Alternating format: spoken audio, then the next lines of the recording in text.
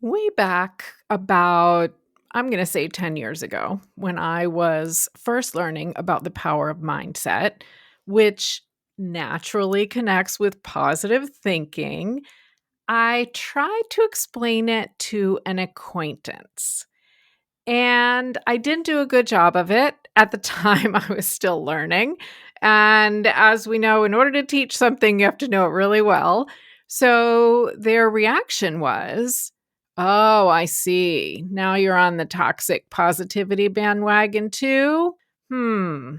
And I really didn't know what to say at that time. Was I? Is that what I was doing? So I had to dig in and find out. And we need to know what the difference is. So stay tuned and let's talk about it. Welcome to Mind Your Midlife, your go-to resource for confidence and success, one thought at a time. Unlike most advice out there, we believe that simply telling you to believe in yourself or change your habits isn't enough to wake up excited about life or feel truly confident in your body. Each week, you'll gain actionable strategies and, oh my goodness, powerful insights to stop feeling stuck and start loving your midlife. This is the Mind Your Midlife podcast. I'm an Enneagram 7. And if you know anything about Enneagram, and I will put the link to last season's episode about all the Enneagram types in the show notes in case you'd like to know, you'll know that this means that I'm the enthusiast. You might say I'm the cheerleader, although I never was a cheerleader. I don't really think of myself that way. I love people. I love doing things. I love to be happy. I really try to escape the hard stuff when I can. And while I'm not the extreme example of an Enneagram 7, I definitely see that there are some drawbacks to a few aspects of that type of personality. I might avoid conflict. I might kind of gloss over things. So when I had this conversation ages ago, and I first heard the term toxic positivity, which I'm sure you've all heard, it's everywhere now, part of me knew that maybe it was always going to be my inclination to find the bright side of things. But then I wondered, was that okay? Was I doing it the wrong way? I've definitely said many times in my life, they were just blowing smoke up my butt. And sorry about that, but it means just flattering someone, exaggerating, lying to them. So was I doing that? Was I glossing over everything and not saying something that was exactly true? I really think it's important that we talk about what the difference is between toxic positivity and between understanding the power of your thoughts and the power of mindset and making a conscious choice, because they are not the same thing. And I don't want you to get stuck like I did in that conversation and not know how to explain what you're trying to do. And especially in midlife, goodness, don't we have so many interpersonal things going on with aging parents, with kids getting older, with changes in our life that are related to career or our body. There's so many difficult conversations we need to have. There are changes that we may not like that we need to work through. So we need to make sure that we understand the difference between toxic positivity and making a conscious choice about mindset. So let's dig in. Here we go. What in the heck you're thinking is toxic positivity? This is basically a dysfunctional way of trying to deny or minimize negative emotions, particularly sadness and anger, but all the other even better, even more pinpointed emotional words like frustration or being dejected about something, all of those kind of emotions that I don't really even like the word negative, to be honest, but that we'd rather not feel. It's kind of the idea that people should always be maintaining a positive mindset and being happy no matter how difficult things are. And truly, this is not healthy. And here's what it might sound like. If you've ever said to someone, I mean, this is a little harsh, but said to someone, get over it, it's time to focus on the positive, or you've been trying to make someone feel better and you've said it could be worse. trying to help them see that it's okay. It comes up a lot when there's a pretty major devastating loss because we're trying to help people feel better. And that's not necessarily the wrong inclination that we have. But if somebody's just had a devastating loss and we're trying to say something about how they should look at the bright side, it's not okay. It's not the right time. And I'm going to tell you at the end of the episode, the best advice I ever got on that. Because the problem is whether we're saying something like that to other people or whether, let me not leave out, we're doing it to ourselves. We can toxic positivity ourselves all day. And if we're feeling sad about something, we can tell ourselves, like, it's not worth worrying about, or that's so small, or I'm being so silly to be upset about that. Well, maybe you're not. It's okay to be upset about things that you find upsetting. And actually, if we let ourselves feel that, reference episode 1, it might kind of be able to pass through us and we're able to process it and move forward a little bit faster and a little bit healthier. And we do this a lot of times to kids when we're wanting them to feel better, but we end up always trying to make them feel happy. And sometimes they interpret, whether we mean it or not, they interpret that their negative feelings are not okay, and they learn to hide them. And I don't say that to make anybody who's a parent feel guilty or anybody who's a coach or a teacher feel guilty.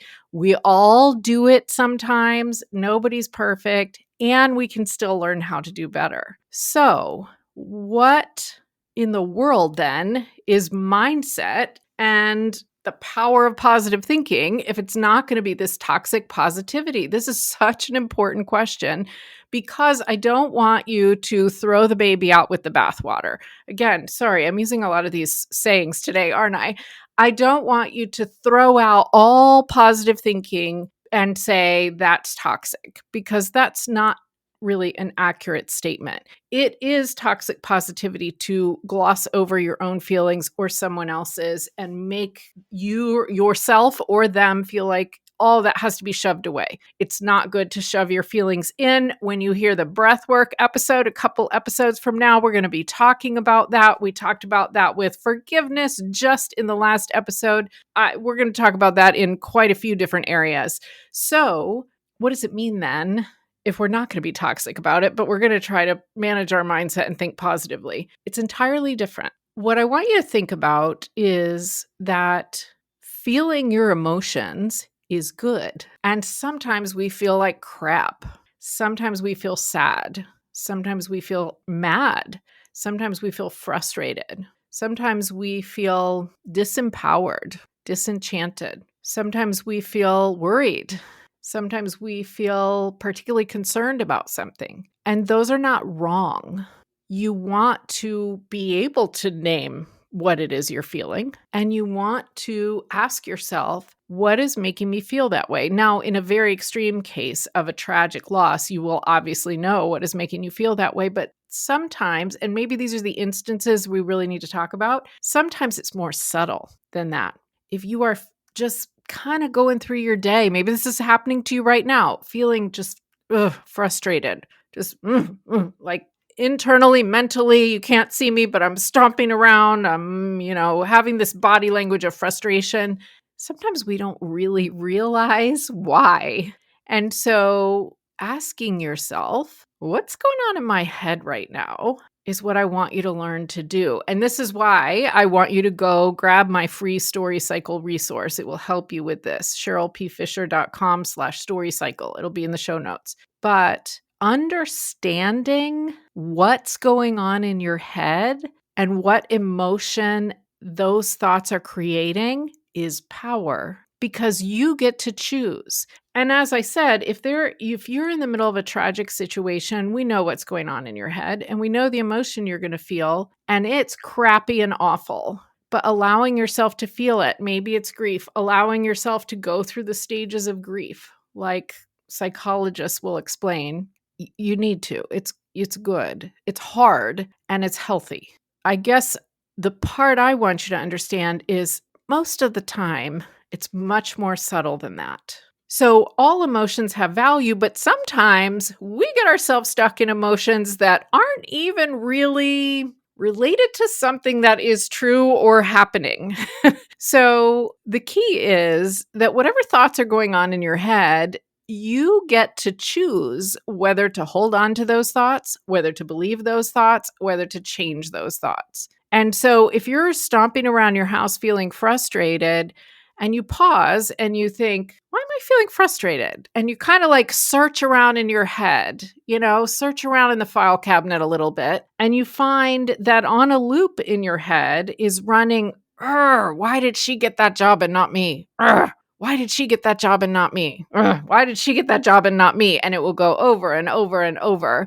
So that one is one where we want to figure out, are you feeling like you were rejected? Are you feeling like you were a better candidate? Are you feeling like this is your last chance? What's the actual thing underneath there that you're feeling? That's what we need to figure out. And then, is that true?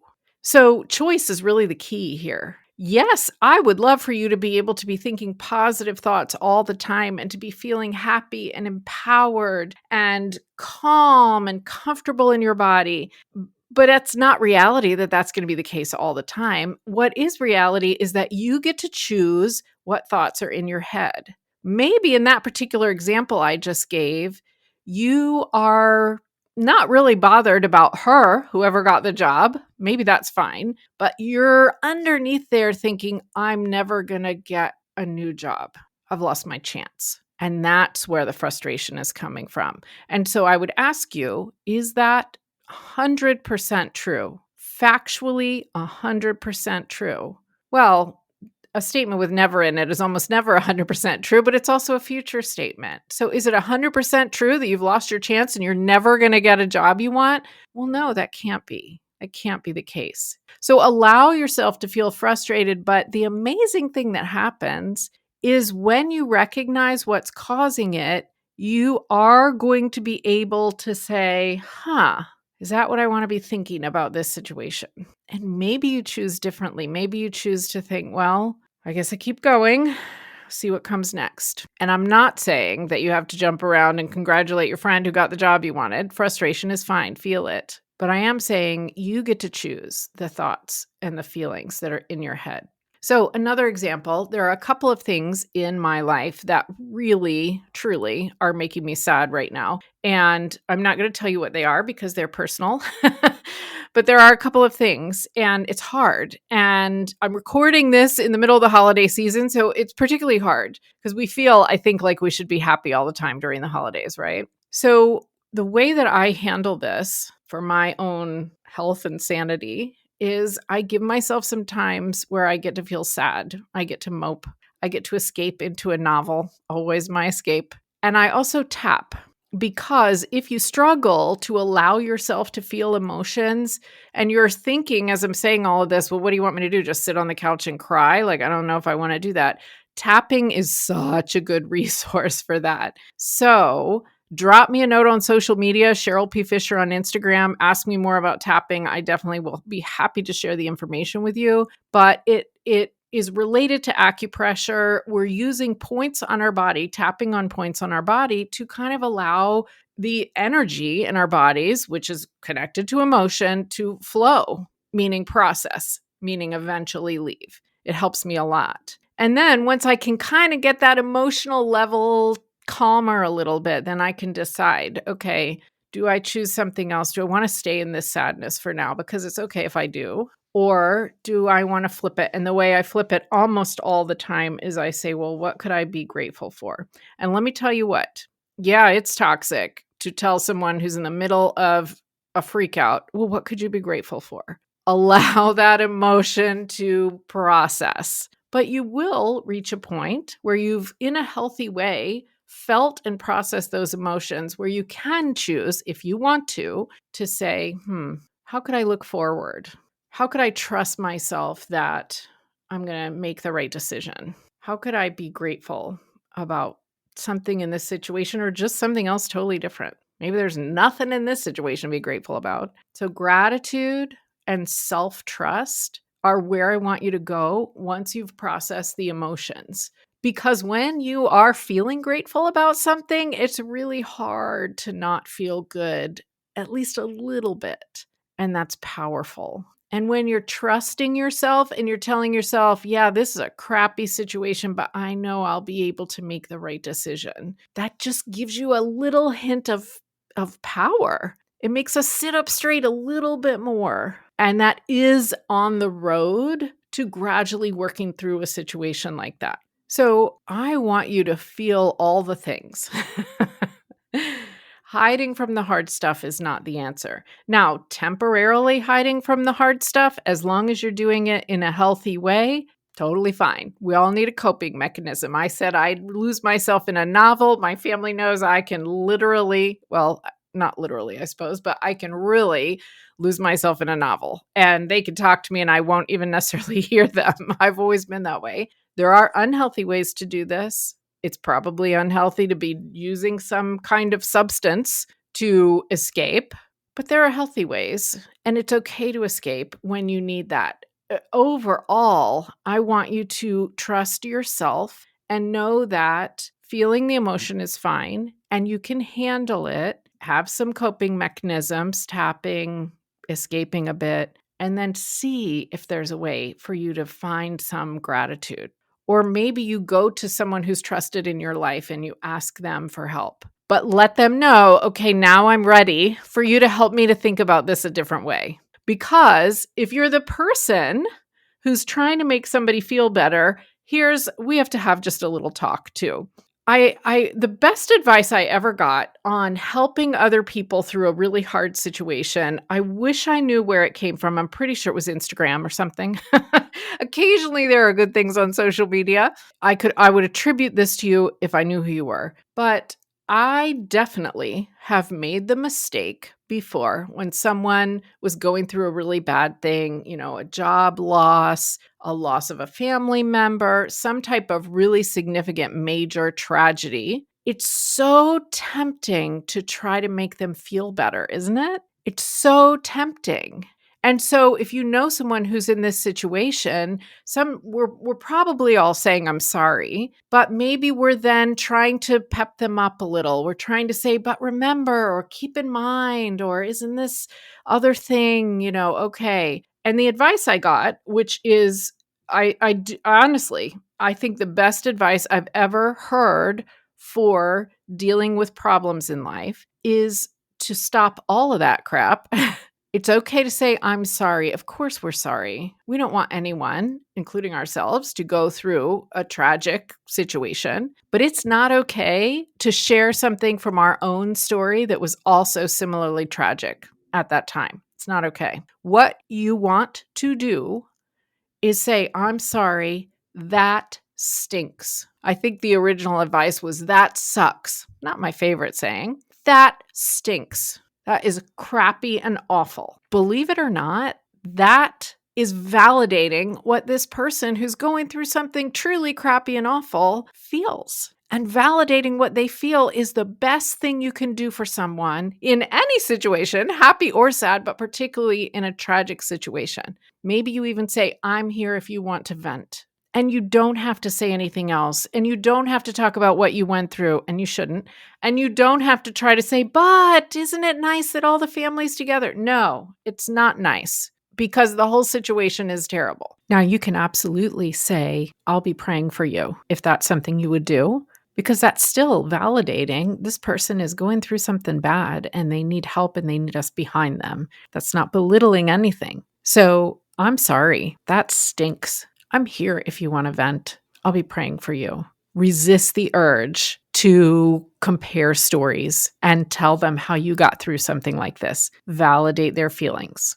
And it will feel a little unnatural at first if you're like me, the type of person who always wants people to feel better. But this is honoring their feelings and it's letting them know that you are an ally that is there for them if they need it. And I tell you, of all the advice of dealing with uncomfortable and sad situations, it's the best advice I ever got. So sometimes when we're trying to help each other feel better, we make the mistake of glossing over the other person's really intense feelings. We don't mean to most of the time. So just know that if you keep in mind, you want to honor somebody's feelings and you want to honor your own feelings. And then when those feelings have been processed, the intensity's down a little bit, then let's think about, is that thought really true? Can I switch to something that I can be grateful for? All of those tools I gave you. But at first, just freaking honor the feelings. And you get to decide how long, and you get to decide how you do that. You always get to decide. So also, please let other people decide. And I guess this went in a bit of a negative situation or a negative angle today, but I hope it was useful because mindset and positive thinking and understanding your thoughts and emotions is not toxic positivity. So let's make sure that that's not what we're doing towards other people or ourselves. Thank you so much for listening to this episode. I have enjoyed sharing this with you. As I said, learning to recognize your emotions and that thought loop that's going on behind them is such a powerful, it's your superpower. So grab the free resource at cherylpfisher.com/storycycle. And if you have enjoyed this episode, please leave a 5-star rating on your podcast app, wherever you're listening to this. That would be fantastic. And make sure that you have hit the follow button because you'll be inspired by our next episode. Coming up on the next episode, I am talking with USA Today bestselling author Avon Ellis about the fact that it is never too late to make a change or try something new. You're going to want to hear that one. Oh my goodness, let's keep creating confidence and success one thought at a time.